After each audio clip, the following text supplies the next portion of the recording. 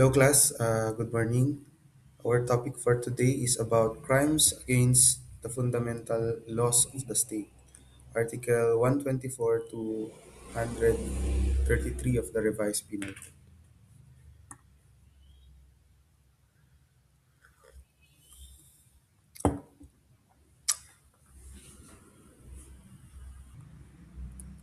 By way of review, ang ating topic last week ay crimes against national security and laws of the nation. Kung matatandaan ninyo ang mga diniscuss natin for the last chapter ay crimes against national security like treason and espionage,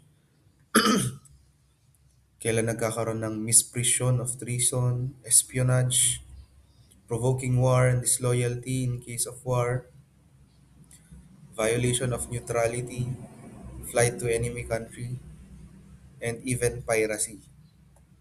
So now, ang lecture naman natin will talk about crimes against the fundamental laws of the state. So isa-isahin natin ang mga crimes na ito. Unlike common crimes, Title 2 of the RPC addresses the offenses where the state itself is the offender. Ibig sabihin, yung mga police officers niya, yung mga law enforcement agencies ang violators. So, technically, sa Philippine law, the government are operating and respecting our 1987 Constitution. Ano ang mga listahan ng karapatan natin as citizens of the Philippines, as Filipinos?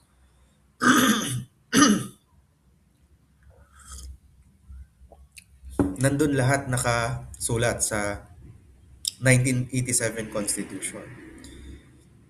And any law that is drafted that is contravening, hindi lang law even acts of sitting official that are contrary to the provisions of the 1987 Constitution can be invalidated through our courts, Supreme Court and its machineries.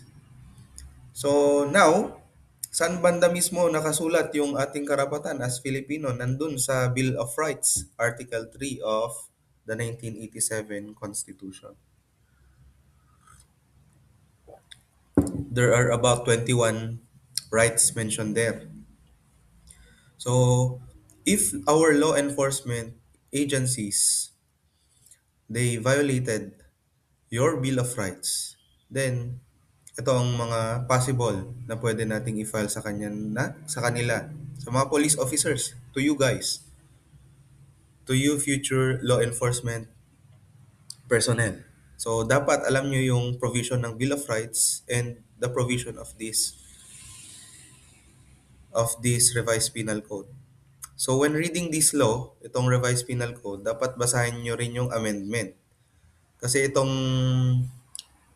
revised penal code was enacted way back December 8 of 1930. Imagine. Okay, nagawa ang revised penal code noon pang December 8, 1930. And if we compute the age of the revised penal code, it is now nearing its century. 96 years old na. So class, 96 years old na ang revised penal code. So yung mga penalties na nakasulat dyan sa revised penal code ay medyo mabababa because nakaset yung prices niya noong 1930s pa. So ano ang how do we cure? How we,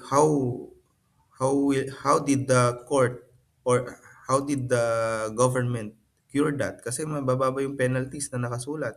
Gumawa ngayon ng bagong batas ang Legislative Department and yan ay ang Republic Act 10951. So when you are reading the revised penal code, make sure to adjust the penalties. This is effective last August 29, 2017.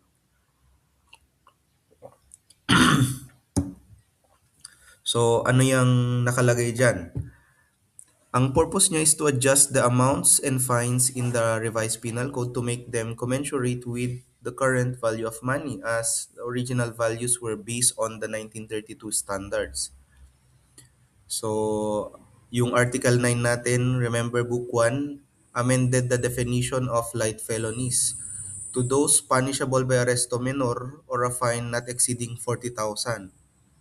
Previously, 200 pesos lang yun. So, ibig sabihin dati, prior to the passage of this law, noong 2017, lahat na ng cases ay considered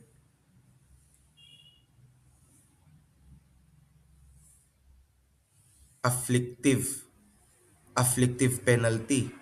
Kasi nga 200 pesos is, 'di ba? Napaka-basic, napakaliit.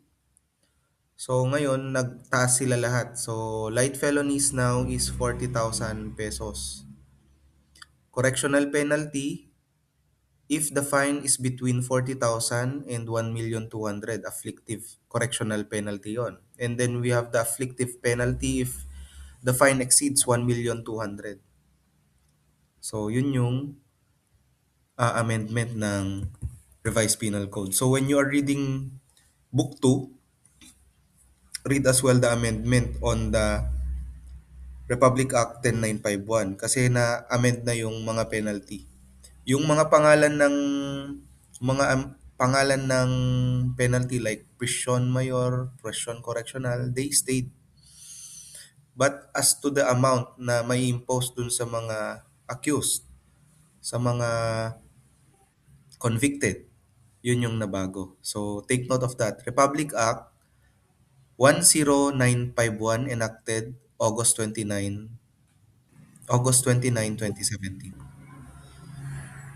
Okay, yan. Ang scope natin, detention for liberty. Yan yung violation ng mga pulis natin. As to privacy, yung ating mga bahay. Expression, yung pag-assemble ng mga citizen. And the conscience in relation to religion. So take note, research yung Republic Act 10951 in your study. Ang importante dyan, ulitin ko, yung classification of fines the and the corresponding penalties na scope niya. Na-amend na yung ating Book 1 since 2017. Article 26, you have to read that. Yung afflictive penalty now is 1,200,000 ang threshold. 1,200,000 and above ay afflictive penalty. I'm reading Article 26 class. Correctional penalty is between 40,000 and 1.2 million. And then light penalty is if fine is less than 40,000. And again, yun yung Article 26. And again, Article 9 is also amended. Article 9, yung light felonies is now 40,000 from the previous 200. So, dalawa yung importanteng dapat malaman nyo sa 10951, the definition of light felonies under Article 9 and Article 26. Okay? Article 9 at saka Article 26. O basahin nyo yan, class. That will be your assignment. So let's go to the discussion proper. The right to be physically free is the first casualty of abused authority. Correct. So if the government interferes too much to the affairs of the citizens without observing the Bill of Rights, then there is violation.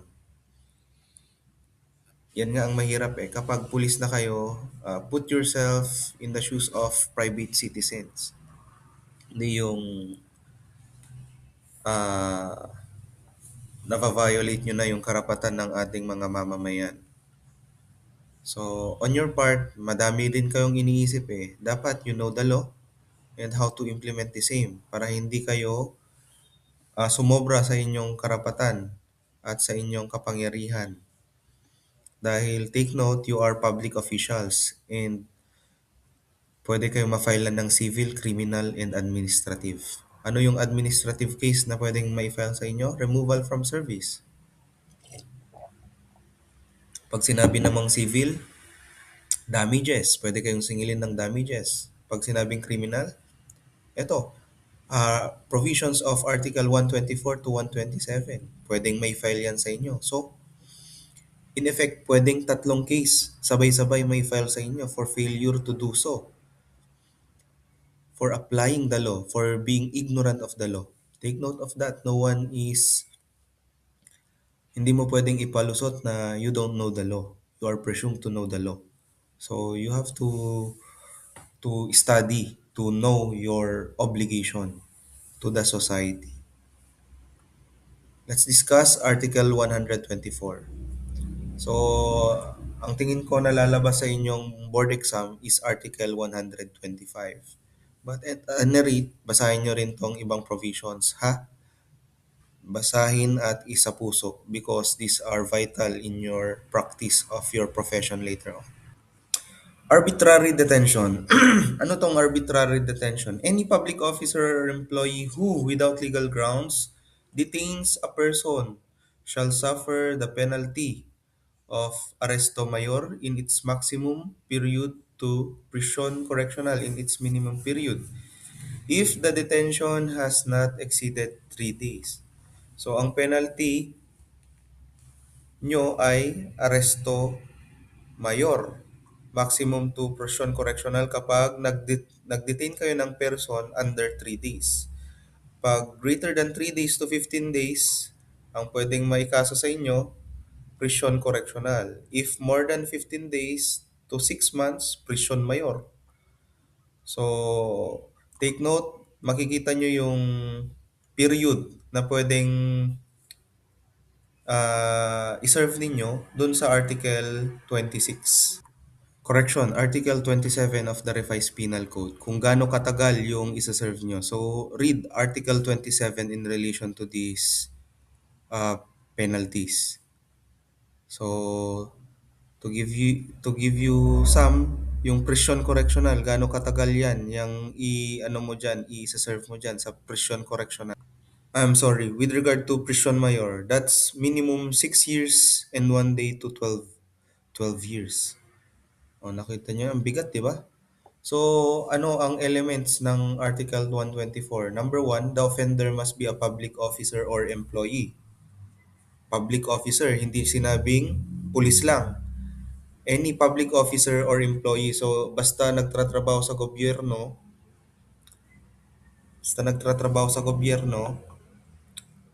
pwede ma-filean ng ganitong kaso. Ikalawang elemento, detaining a person. Ibig sabihin ng detaining, ah hindi mo pinalis sa isang lugar, kinulong mo. Yun yung detain, ang definition ng detain. Number three, walang valid ground. Walang valid ground for you to detain a person. So, ano ba yung mga valid ground? Pag-aralan natin yan. Ano ba yung mga valid ground in order for you to detain a person? Ito. So, my job as a lawyer is to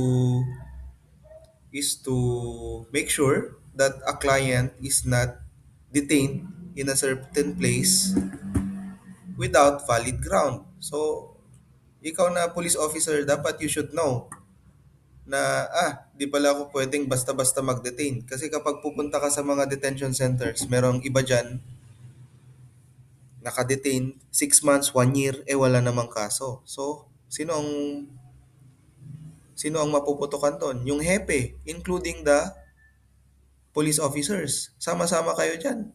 Eh, hindi nyo ba naririnig sa balita kapag nagtanggal sila ng tao sa police station? Buong unit ang tinatanggal, hindi lang yung personnel involved. Kaya, di ba, ang bigat maging police, ang bigat ng responsibilidad nyo. Isang pagkakamali, damay lahat.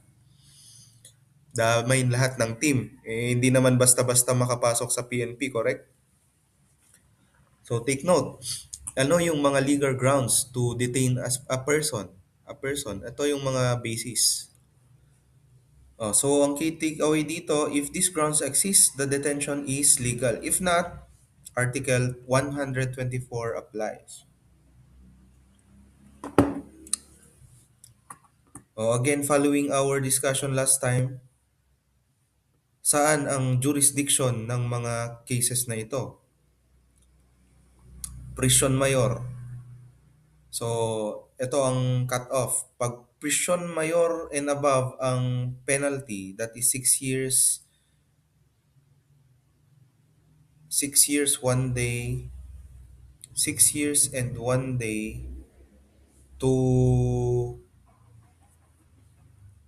6 years and 1 day to 12 months, ay to 12 years, up to reclusion perpetua or life imprisonment. Magkaiba ang term na reclusion perpetuals, reclusion temporal sa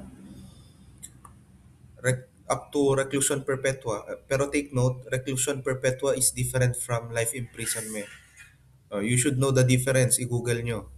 I-check nyo yung inyong revised penal code. So take note, from prison mayor above, ang jurisdiction niyan, revised regional trial court. Prison correctional pababa, kaninong jurisdiction yan? Municipal Trial Court, MCTC, METC. Okay, take note of that.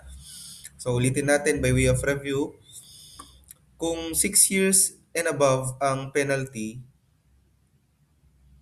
kailangang dumaan siya sa preliminary investigation, which is ifa-file mo yung complaint affidavit sa prosecutor's office. And remember, the evidence required for the prosecutor's office to file the case to the regional trial court ay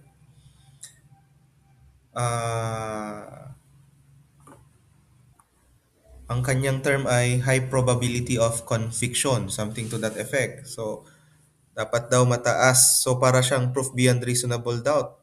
Di ba? Medyo malapit-lapit doon yung kanyang threshold. So, mahirap dumaan sa prosecutor's office. So, take note, ang standard ngayon ng prosecutor's office, to reiterate, prima facie evidence with reasonable certainty of conviction. So, napakataas niyan para siyang proof beyond reasonable doubt yung standard niya. Kaya maraming cases ang naifa-file sa prosecutor's office, they are being dismissed. Ano ang basis nila? Kulang sa ebidensya. There is no prima facie evidence with reasonable certainty of conviction. So when you are filing a case to the prosecutor's office, as if you are filing to the court already. At kung hindi sufficient yung iyong ebidensya, then the case will be dismissed. I-discuss ko na yan sa inyo.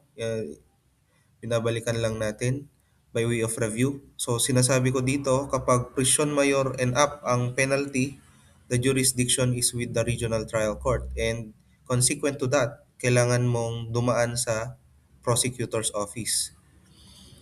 And then, kapag lower than 6 years, pwede ka nang dumiretsyong mag-file sa MTC, METC.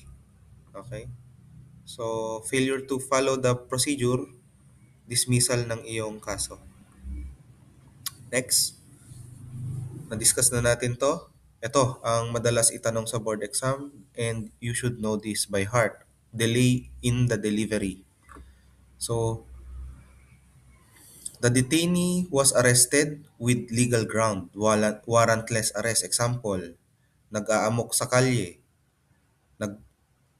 may hawak na panaksak. Yun yung kanyang ano. Is there a valid ground to arrest that person without a warrant? Yes. Kung na witness ng citizen or the police na nagwawala siya, that is considered a valid ground for warrantless arrest. So, the crime, failing to deliver the person to the judicial authorities within legal time frame, yun yung crime. Hindi na i-file agad sa prosecutor's office yung kaso. So, ang distinction, Article 124, arrest is illegal from the start. Yung article kanina. Ngayon dito, arrest is legal but the detention become illegal due to time. Masyadong matagal bago na i-file yung kaso sa prosecutor's office or sa court.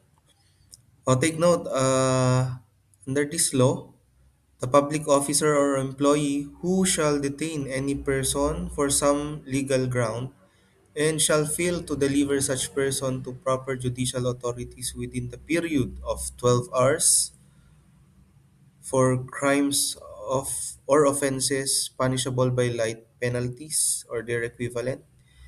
12 hours kapag light offenses. Kaya take note, dapat i-memorize nyo kung ano yung mga light offenses. Balik kayo sa Article 9 and Article 26.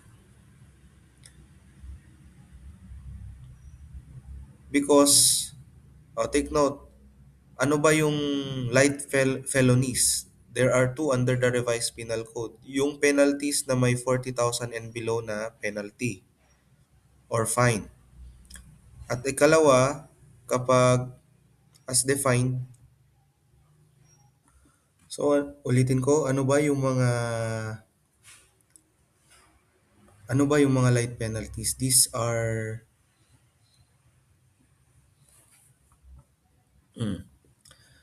ulitin ko, I'm sorry. Ano ba yung mga light felonies? Light felonies are those infractions of law for the commission of which a penalty of arresto menor or a fine not exceeding 40,000 or both is provided. So, take note on the definition. Okay? So, ito yung timeline.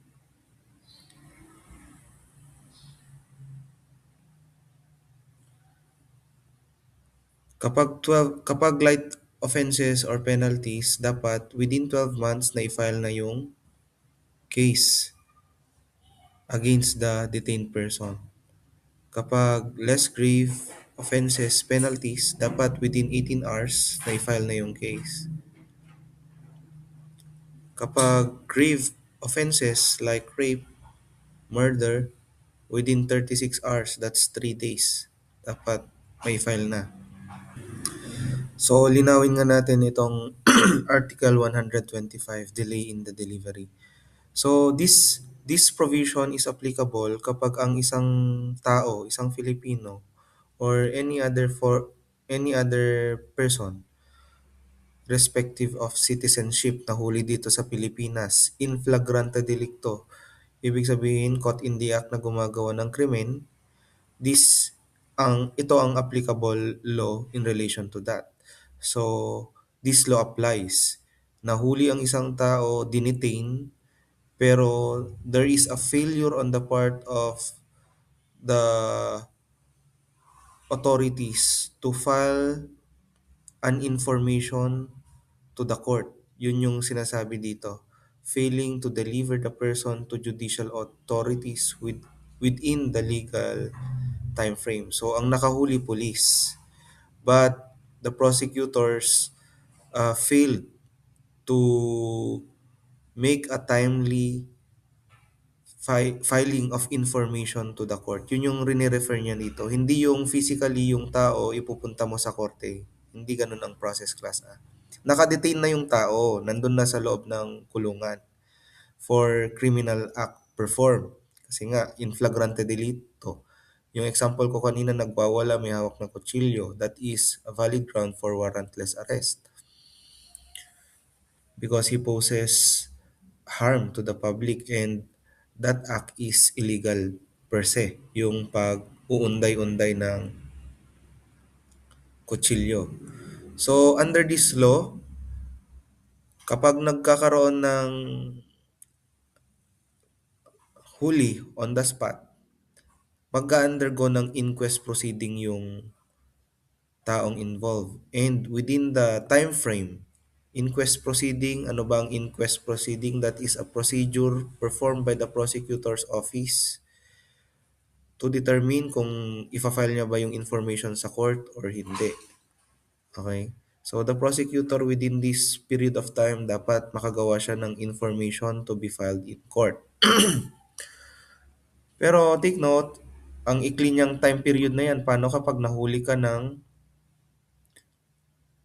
alas 7 ng gabi? O, tignan natin example, mag-example tayo. Light penalty ang light felony. Nahuli ka ng alas 7 ng gabi. Ang sabi dito sa batas, within 12 hours, dapat magawa na yung ma-deliver na siya sa korte. So, bilangin natin. Alas 7 ka ng gabi na huli. So, 8 p.m., 1, magbilang tayo. Kailan dapat may file yung kaso na dun sa nahuli? So, 7 p.m. nahuli, exclude mo yun, magsimula tayo ng 8 p.m. 8, 9, 10, 11, 12. 1, 2, 3, 4 a.m., 5, 6, 7. So, ibig sabihin, 7 a.m. dapat na i-file na yung information sa court. Ganun kabilis, di ba? Correct? Alas 7 ng gabi, alas 7 din ng umaga, dapat mai-file na yung case. Failure to file that, pwede kayong maputukan ng Article 125. So, ano ang ginagawa? Nagpapa-waiver ng rights ng accused under Article 125. Bakit ano ba tong Article 125? It plays for the benefit of the detained person. Diba? Beneficial sa kanya yan because may specific period of time lang na dapat naka-detain siya sa police station. So, beneficial kay accused yan. Pero may option kasi para hindi maging ma-violate itong provision na to. Pwedeng pag-signin ng waiver yung accused. May detain siya ng mas mahaba for the purpose of the conduct of preliminary investigation.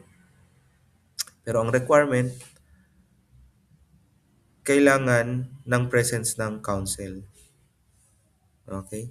So take note of that. Aralin nyo ng maigi to. Madaming tanong sa board exam na lalabas. Kung may huhulaan man ako, ito yon. So read your books in relation to the discussion of this Article 125. Ulitin natin. This provision protects an accused that was arrested through warrantless arrest. So, valid yung pagkakahuli dun sa accused, but there was a failure on the part of the law enforcement agency, including the prosecutor, to file the necessary information in court immediately within the time frame as mentioned dito sa Article 125. To remedy that, ang pwedeng gawin, magpa-waiver. Magpapasign tayo dun sa nahuli na i-waive niya yung karapatan niya under 125. So meaning to say, he will be staying in the detention center for a longer period of time for the purpose of having the preliminary investigation. So, matutulog muna siya ng mas mahaba-haba dun sa detention center while performing the preliminary investigation, and then later on that will be filed in court. So na-comply na yung requirement under this law. So matutulog ng mahaba-haba yung accused sa detention center. So technically, ulitin ko class, yung delivery as mentioned here,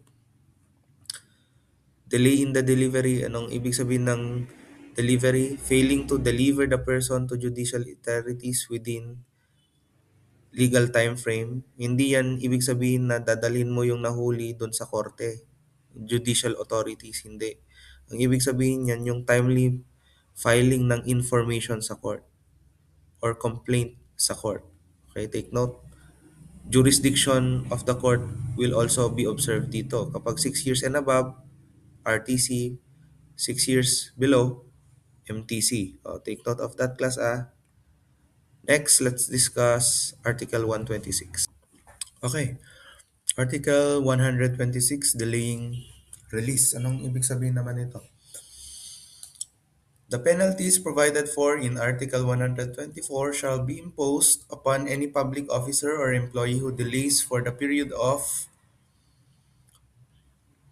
time specified therein the performance of any judicial or executive order for the release of a prisoner or detention prisoner, or unduly delays the service of the notice of such order to said prisoner or the proceedings upon the petition for liberation of such person. Tatlong modes: delays the performance of a judicial executive release order, unduly delays the serving the notice to the prisoner, unduly delays proceeding for the liberation of the person. So take note of that. Dinidelay yung release ng prisoner by delaying the order, delaying the service, delaying the proceedings. So yan yung pwedeng kaharapin nung usually BJMP ito o yung mga nandun sa Bilibid kasi na-convict na yung mga tao dun sa Bilibid. As per my understanding, because I was a previous lecturer sa BJMP, ang mga taong na didetain sa BJMP, yun yung mga may pending cases. But when their cases are decided already by the court, na convict na, whatnot, dun na ibiyahe papuntang Bilibid to serve their sentences. Lalo na kapag pangmatagalan yung kanilang isa-serve. More than 6 years. Ewan ko lang kung may threshold na minimum sentensya bago may travel dun sa Bilibid to serve. Expulsion. Ano naman tong expulsion? Expelling the person from the Philippines, compelling a person to change their residence. Only the president has the power to deport or expel aliens. A public officer doing so without authority violates this article. Take note of that. So, expelling a person from the Philippines, compelling a person to change their residence. Ano ang penalty niyan? The penalty is prison correctional shall be imposed upon the public officer or employee. Take note of this, Article 127. Wala pa naman tayong case na umabot sa Supreme Court that I've heard of na sikat. Walang ganyang case so far. So next, crimes against domicile. Ano naman itong domicile? A man's house is his castle. The inviolability of the home against state intrusion. So take note, domicile is residence. Yun yung other term ng residence. So anong penalty sa mga police or employees of government that violates this right? The penalty of prison correctional in its minimum period shall be imposed upon any public officer or employee not being authorized by judicial order shall enter. Take note walang legal basis, walang warrant, search warrant, walang warrant of arrest, pinasok yung bahay. Shall enter, ang term lang ng ginamit ng batas, enter any dwelling against the will of the owner thereof. So therefore, kapag nag-introduce ang pulis sa inyo, kami po ay pulis, pwede ba kaming pumasok? Hanapan nyo muna ng search warrant or warrant of arrest bago nyo papasukin. You have all the right to deny them entry. Dwelling against, ano to, shall enter any dwelling against the will of the owner thereof, search papers or other effects found therein without previous consent of the owner, or having surreptitiously entered said dwelling and being required to leave the premises, shall refuse to do so. If the offense is committed in the night time, or if any papers or effect not constituting evidence of the crime be not returned immediately after the search made by the police officer, the penalty shall be prison correctional in its medium and maximum. So, ang penalty lang supposedly nito, minimum. Pero kapag may kinuhang paper or effects, saka ginawa siya ng nighttime, mas tataas. So, ano yung mga punishable act under this provision of law? Unjustified entry, entering against the will of the owner, unconsented search, saka refusal to leave nung pinapalis na. Qualifying circumstance, night time, saka sealed papers. So read book 1 in relation to this one. Papers or effect not constituting evidence are not returned immediately. Kinuha pa rin yung mga dokumento against the will of the owner. So Article 129, malicious warrants. Ano naman tong warrant? Search warrants maliciously obtained and abused in service of those legally obtained.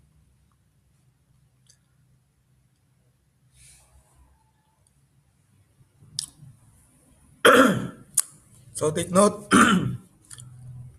Ano yung mga pinapenalize under this 129? So ano nga ba ang search warrant? So search warrant is a document coming from the court authorizing the police officers to search the premises of the applied area. So meron akong case na ganito. It involves baril. Gusto ng complainant magpa-search warrant. The police officers cannot just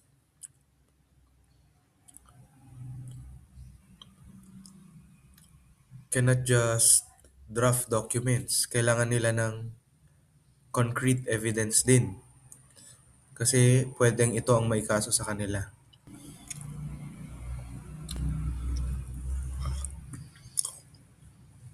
Next, Article 130, Searching Domicile Without Witnesses. Aresto mayor ang pwedeng ikaso upon a public officer or employee who, in cases where search is proper, shall search the domicile, papers, or other belongings of any person in the absence of the latter, any member of his family, or in his default without the presence of two witnesses residing in the same locality. So, take note, a search must be witnessed by the highest level to be valid under 130. Dapat nandun yung homeowner. Kung wala si homeowner, at least man lang meron yung member. Kung wala talaga, dapat merong two witnesses residing in the same locality. And in relation to RA 9165, yan yung madalas na lusot. Meron dapat member ng media, meron dapat member ng barangay to be valid yung ginawang arrest. Okay, take note of this, Article 130. Next, crimes against assembly. The right to peaceably assemble and petition the government for redress of grievances is written in the Bill of Rights of the 1987 Constitution. So ano tong 131? Offender is a public officer or employee. Ito yung mga violations niya. Prohibiting or dissolving a peaceful meeting without legal ground, hindering a person from joining a lawful association, hindering a person from addressing petitions to the authorities. So kapag ginawa mo yun as a police officer, brinake mo yung crowd, which is allowed under 1987 Constitution, provided peaceful. Ibig sabihin walang hawak na armas, that is valid assembly. Okay? Pero pag may ano na, may arms na, may baril, may kutsilyo, magulo na, then you have all the right to dismantle the crowd because illegal na yung kanilang assembly. So take note, distinction of public officer versus private individual under Article 131 at saka 153.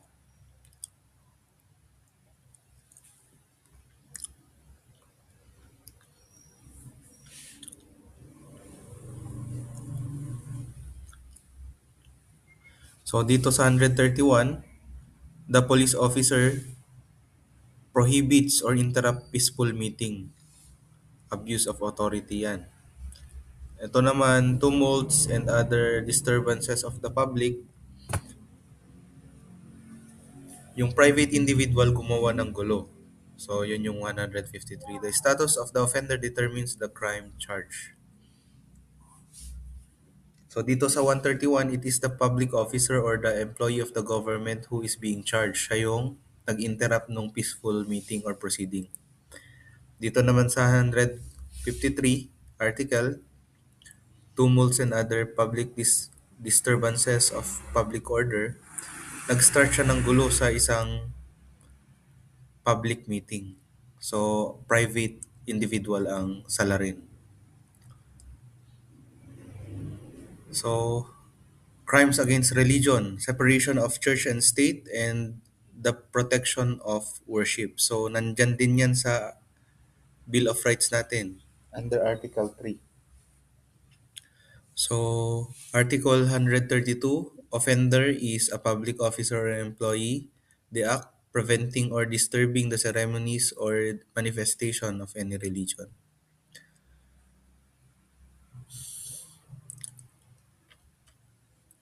So, take note, ang requirement para ma-filean ng kaso under this article is that dapat public officer or employee siya.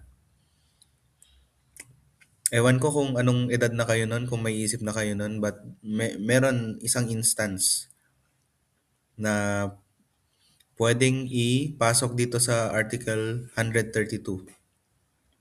Pumasok siya sa Manila Cathedral, nakalagay doon sa placard niya, Damaso, Damaso.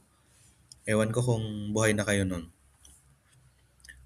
So, pwedeng may kaso sa kanya itong Article 132 provided he is a public officer or employee, but in that given circumstance, hindi na mention whether he or she, whether he, lalaki yun, is a public officer. So, iba ang pwedeng i-file sa kanya in that case. Pwedeng,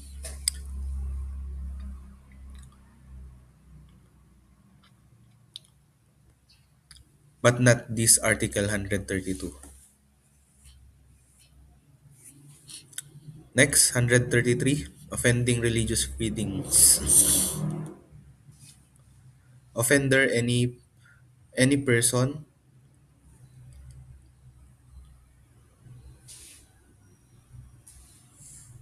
So take note, ito ang pwedeng ikaso doon sa sinasabi ko kanina, yung nag-raise ng placard during Holy Mass, Damaso Damaso. Any person ang nakalagay sa batas. So ibig sabihin whether public officer or private individual can be offender in this provision of law. Notoriously offensive to the feeling of the faithful in the place of worship or during a religious ceremony. This is the only article in this section applicable to private individual. So take note, itong diniscuss natin ngayon is to be filed to a public officer or employee. But in this given provision, exemption siya. Pwedeng private individual ang makasuhan.